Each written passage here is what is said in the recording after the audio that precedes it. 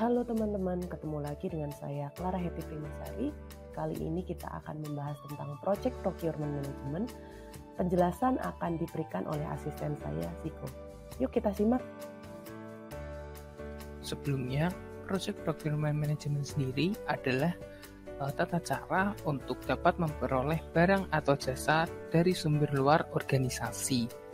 Biasanya, Project Procurement Management ini dilakukan dalam bentuk procurement atau pengadaan, purchasing, pembelian, atau outsourcing. Jadi mengambil sumber daya dari luar. Nah, dilakukan Project Procurement Management ini sendiri karena dengan Project Procurement Management, suatu organisasi dapat mengakses keterampilan dan teknologi yang baru, lalu mengurangi biaya tetap dan biaya berulang, memungkinkan organisasi klien untuk fokus pada bisnis, dapat memberikan organisasi fleksibilitas yang lebih, dan mampu meningkatkan akuntabilitas. Selanjutnya, dalam Project Procurement Management sering adanya sebuah istilah yakni kontrak. Kontrak adalah perjanjian yang saling mengikat yang mewajibkan penjual untuk menyediakan produk atau layanan tertentu dan mewajibkan pembeli untuk membayarnya.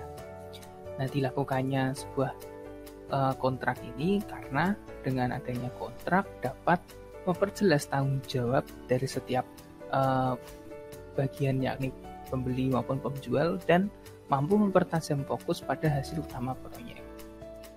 Dalam Project Procurement Management terdapat 4 proses yang dilaksanakan.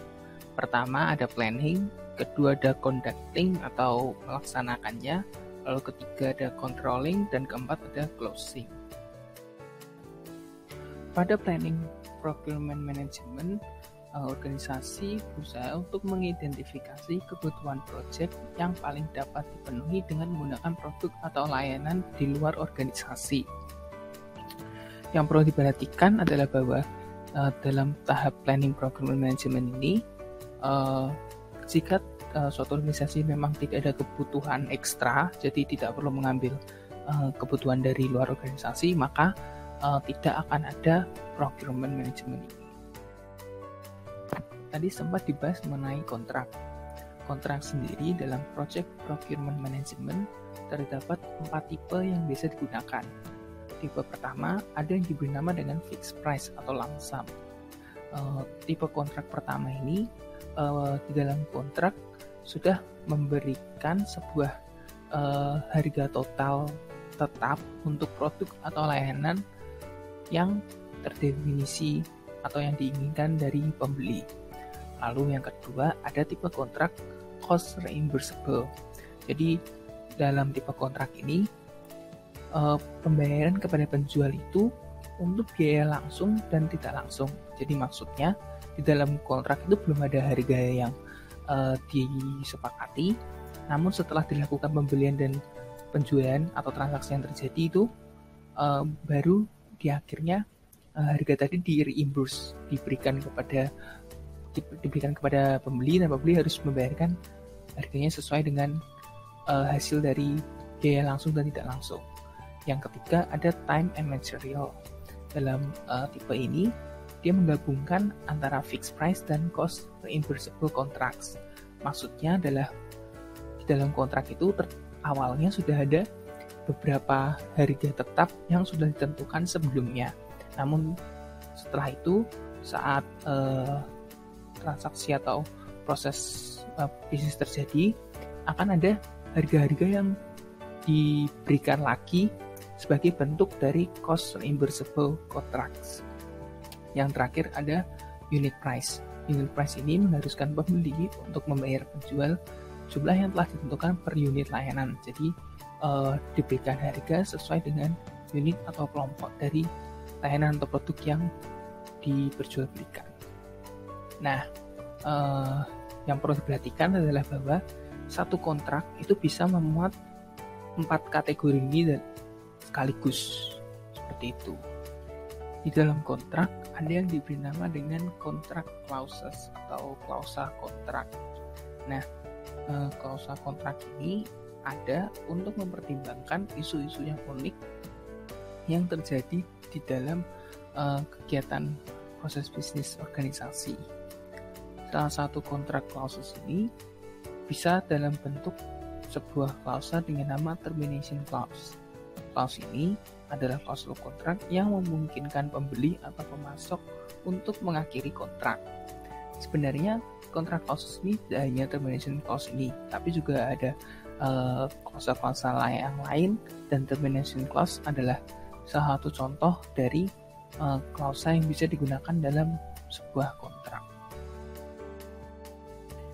Selanjutnya, terdapat beberapa tools dan teknik yang bisa digunakan dalam project procurement management.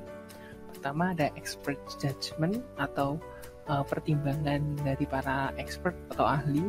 Lalu ada market research, dia melakukan sebuah penelitian terhadap market atau kepada lingkungan tempat sebuah organisasi itu akan memberikan produk atau layanannya ke pembeli. Dan terakhir ada make or buy analysis. Make or buy analysis ini adalah teknik dari general manager di mana GM harus menentukan apakah suatu organisasi harus membuat atau melakukan produk atau layanan tertentu dalam organisasi atau membeli dari orang lain. Berikut adalah contoh dari make or buy analysis. Nah, diasumsikan bahwa sebuah organisasi itu memiliki dua pilihan. Pilihan pertama adalah menyewa sebuah produk untuk digunakan dalam proses aktivitas bisnisnya dengan harga $800 per hari, atau organisasi mampu membeli barang untuk menghasilkan produk atau layanan tadi, namun dengan harga $12.000 plus $400 per hari yang harus dikeluarkan. Nah, sebagai general manager yang melakukan make or buy analysis ini, GM harus menentukan kapan membeli produk tersebut dikatakan lebih menguntungkan daripada menyewa produk tadi. Karena pilihannya kan jika menyewa tuh bisa terbilang sedikit lebih murah kan, karena hanya mengeluarkan $800 per hari. Namun pertimbangannya apakah dengan membeli itu bisa dikatakan menjadi lebih menguntungkan. Nah, makanya general manager melakukan sebuah analisa atau perhitungannya seperti ini. Nah, lalu dapat ditemukan sebuah hasil, yakni D sama dengan 30. Nah, dari hasil ini dapat disimpulkan bahwa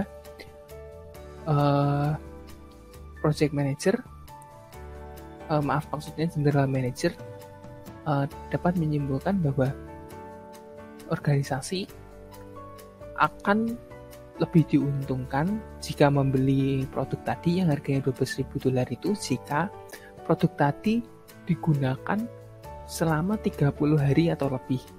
Dan jika misalkan produk itu ternyata tidak digunakan selama itu, maka akan lebih menguntungkan jika menyewa produk tadi. Nah, seperti itu.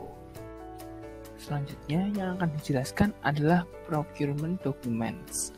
Nah, dalam dokumentasi pengadaan ini terdapat dua hal yang bisa dilakukan. Pertama ada request for proposals dan request for quotes. Request for proposals adalah sebuah istilah yang digunakan untuk meminta proposal dari calon penjual. Sedangkan request for quotes adalah sebuah istilah yang digunakan untuk meminta penawaran dari calon pemasok. Nah, bedanya dari sebuah proposal dan sebuah penawaran adalah proposal adalah sebuah sarana untuk pemasok memberikan penjelasan mengenai barang-barang yang mampu disediakan oleh pemasok. Nah, sedangkan penawaran biasanya seperti proposal, jadi dia menjelaskan mengenai barang-barang yang bisa diberikan, namun di dalam isi dokumen tersebut sudah ada isi dari harga dari setiap produk atau layanan yang diberikan kepada konsumen. Kurang lebih seperti itu.